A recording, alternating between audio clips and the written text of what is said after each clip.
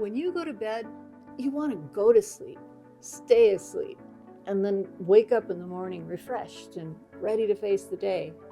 But if that hasn't been your experience lately, then stay with me. I might have some answers for you. I'm Betty, and if you're midlife or beyond, then I think that getting the right kind of sleep is such an important topic because we can't age strong and healthy without it. In this video, I'm going to share with you several things that you may not have heard of that could be preventing you from getting the kind of sleep that you really need. Now, the first one I want to share with you is that you might be going to bed a little bit too early. Now, if you're feeling a little bit tired or you're just bored or you don't know what else to do, you go to bed and then you end up waking up in the middle of the night. It might be because when you go to bed, you're not sleeping deeply enough, and so your sleep gets fragmented from going to sleep and waking up during the night. So it's much better to wait a little bit longer, go to sleep when you're really tired, and that will help you to sleep more deeply, be able to stay asleep the whole night without waking up in the middle. And another thing that could be affecting your night's sleep is if you're taking naps during the day. If you get really tired and you need to take a nap, that's okay, but make sure that your naps aren't too long and they're not too late in the day. Keep them early in the day, keep them short, set an alarm or something to be able to wake you up so that you don't get too much sleep, and that would affect your night's sleep. And another thing, I know it's really tempting when you're relaxing in the evening to grab your phone or your tablet or sit down in front of the TV, but the light that comes from those screens is a blue light that signals your brain that it's time to be awake and stay awake. That blue light actually delays the production of the hormone melatonin, which tells your body it's time to sleep, it's time to relax. And if you don't get that, your body's not going to want to fall asleep. So for the screens, whether it's phones or anything else, make sure that at least a couple hours before bed, you stop looking at any screens. And another thing that could be interrupting your sleep is if you eat big meals too close to bedtime. Give your body time to digest the food before you lie down to sleep, because eating big meals, it increases your heart rate, it increases your body temperature, and all that activity in your digestive system is just going to keep you awake. Maybe even have problems with some indigestion when you lie down with all that food inside of you. So just make sure you're not eating too late at night. Maybe a little bit of a snack, but keep it light. And related to that too is caffeine. Caffeine's in coffee, but not just coffee.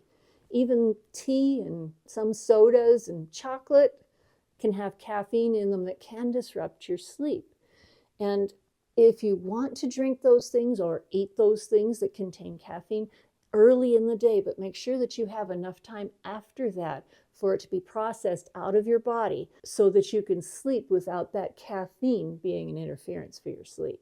Now you might think to be able to relax at night, it might be nice just to have a glass of wine or something like that to be able to relax. And it's true, drinking a little bit of alcohol in the evening will help you to fall asleep quicker. But the thing is, it makes your sleep very light and fragmented, and so you don't get to actually get into that deep sleep where you'll stay asleep. And alcohol can cause more trips to the bathroom too, which isn't going to help at all. Now, this next tip is something that you might not have thought about, but if you go to bed and you start tossing and turning and you just can't fall asleep, or if you wake up after a while and you just can't fall back asleep, instead of staying in bed, get up and do something. Do something relaxing, or you might want to stretch a little bit, or you might want to read something, look at something. Just make sure you're not looking at a screen. It's something like a book or a magazine, or if you've got a jigsaw puzzle you're working on or something like that that can relax you. Get up and do that. And then when you start feeling sleepier, then go back to bed, because really if you just lie there and try to go to sleep, it's actually more stressful and will keep you awake because you're trying so hard to go to sleep, but you can't. So get up, do something relaxing, go back to bed. Now, another problem could be just the temperature of your room or the temperature of your bed. You need to have a cool place to sleep. If there's warmth, that can be also a signal to your body that it's time to be doing things. But cool will help your body to wind down and go to sleep. Now, that warmth could be just in the room if you need a fan or something, if you don't have air conditioning, or if you could open a window, fresh air can be a real help to be able to get to sleep.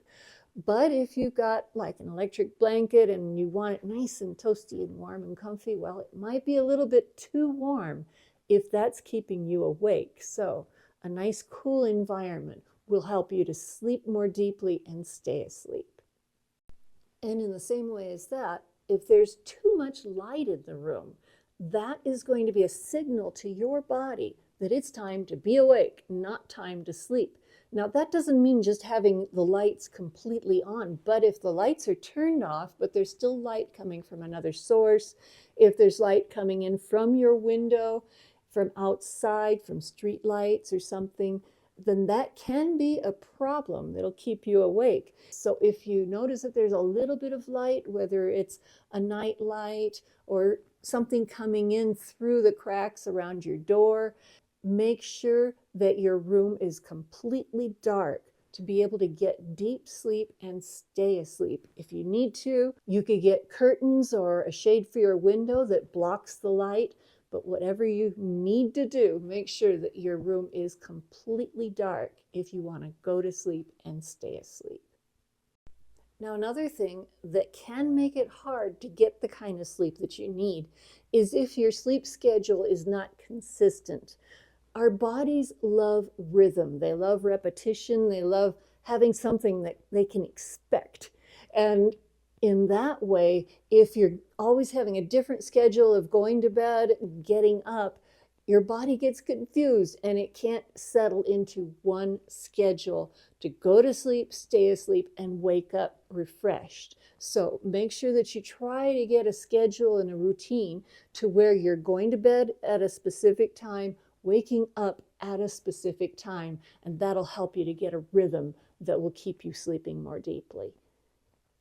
Now, this might seem something kind of obvious, but it's important. Make sure that you're comfortable, your situation is comfortable, that your bed is comfortable, that your mattress is in good shape, that it doesn't have a big dent in it where you lie down. If you can turn your mattress over, change the position, sometimes that helps.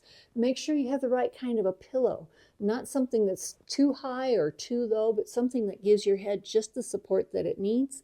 Or maybe try a different position for sleeping. You might be dealing with something with your joints or something that's been hurting. Make sure that you have a position where you're not putting stress on something that's bothering you. But sometimes people just can't get to sleep because they don't have a comfortable situation. So do everything that you can to make sure that your bed and your pillow and the whole situation is something comfortable for you. Now, my last tip for you is something that you might not have even thought about.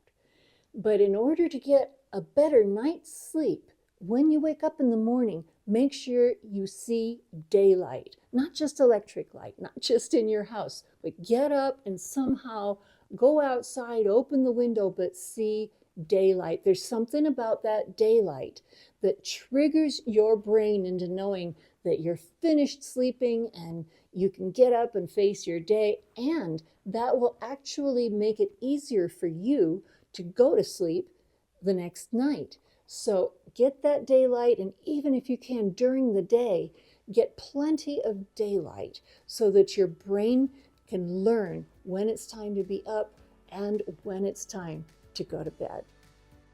So I know that if you've been having problems getting the right kind of sleep, that one or more of these tips is likely to help you. Probably something that you haven't thought about, but give them a try, because getting deep sleep is so important. I put together a whole video that's talking about that, just the benefits that we get from getting good, deep, quality sleep. Now that you know how to get it, I want you to watch this next video so that you can find out what the benefits are of having that kind of sleep. So I'll put that video up for you so you can take a look at that.